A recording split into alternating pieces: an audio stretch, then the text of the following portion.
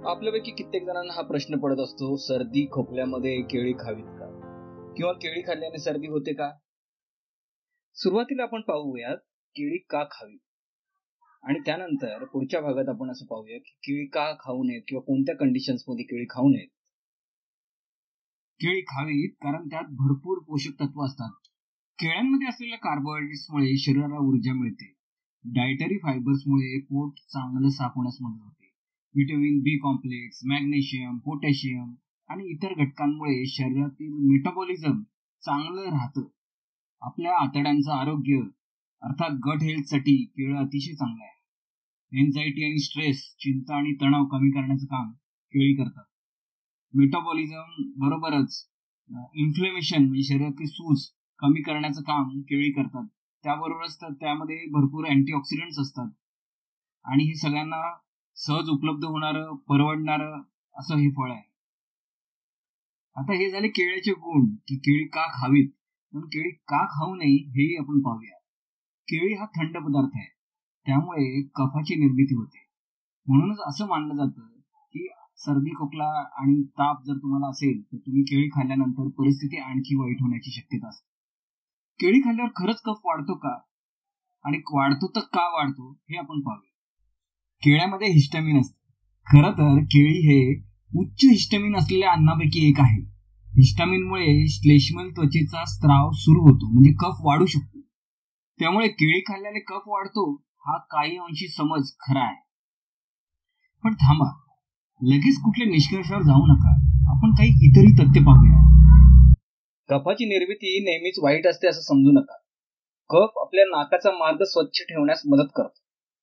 प्रत्यक्षात जे विषाणू, जीवाणू किंवा कोणतेही पदार्थ जे रोग निर्माण करतील अशी शरीरात आपल्या प्रवेश करतात, त्यांना प्रतिबंधित करण्याचं काम कफ करत असतो.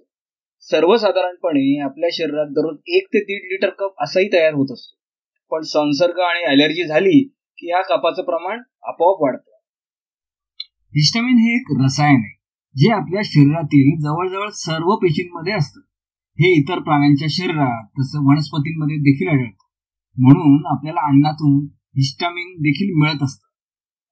जेव्हा आपल्या शरीरात परागकण, धूळ, फूड केमिकल्स, विषाणू, जीवाणू, फंगस अशी गोष्टी जेव्हा आपल्या शरीरात जातात, तेव्हा नैसर्गिक प्रतिक्रिया म्हणून हिस्टॅमिनमुळे मास्ट पेशींमधून किंवा बेसोफिल, पांढऱ्या रक्तपेशी म्हणतो आपण त्याला, त्यातून स्त्राव होतो.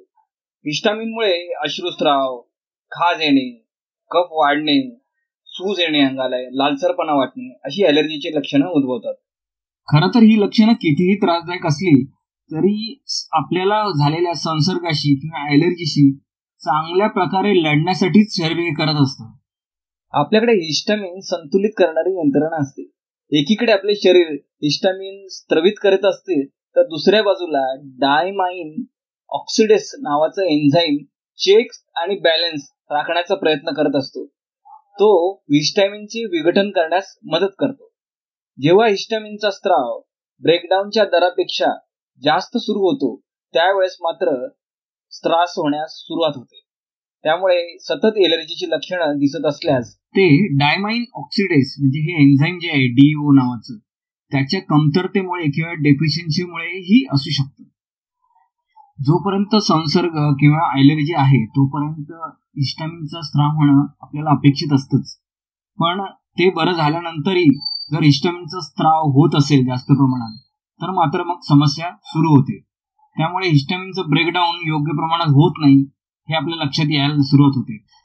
अशा वेळेला अँटी हिस्टॅमिन जो आहार आहे, अँटी हिस्टॅमिन असलेल्या आहारामुळे शरीराला शांत होण्यास मदत होते. फक्त केळ्यातच उच्च हिस्टॅमिन असतं असं नाही, तर त्याबरोबर आंबवलेले पदार्थ जसे आपले लोणचं आहे, दही आहे, वांगी आहेत, मनुका, काजू, बदाम, लिंबूवर्गीय फळं, टोमॅटो, चॉकलेट यामध्येही हिस्टॅमिनचं प्रमाण जास्त असतं. त्यामुळे तुम्हाला जर शरीरातील हिस्टॅमिनची लेवल आणि ॲलर्जी कमी करायची असेल तर असे उच्च हिस्टॅमिन असलेले अन्नपदार्थ टाळावे लागतील. त्यामुळे शेवटी हा प्रश्न राहतोच की सर्दी खोकला असताना केळी खावीत का. केळी खरी तर पौष्टिक फळ आहे. त्यामुळे तुम्हाला जर 2-3 दिवस सामान्य सर्दी, खोकला किंवा ताप येत असेल तर तुम्ही पिकलेले केळे आठवड्यातून 3-4 वेळा खाऊ शकता. जरी केळ्यामध्ये हिस्टामिनचं प्रमाण जास्त असलं तरी आपलं शरीर ते सांभाळण्यासाठी सक्षम असतं. पण तुम्हाला जर 2 आठवड्यापेक्षा जास्त कफाचा त्रास होत असेल, ॲलर्जी आहे, पुरळ उठणे यासारखी लक्षणं दिसत असतील तर मात्र उच्च हिस्टामिन असलेलं हे केळं टाळणंच योग्य आहे. व्हिडिओ आवडल्यास लाईक करा, शेअर करा, कमेंट करा. धन्यवाद.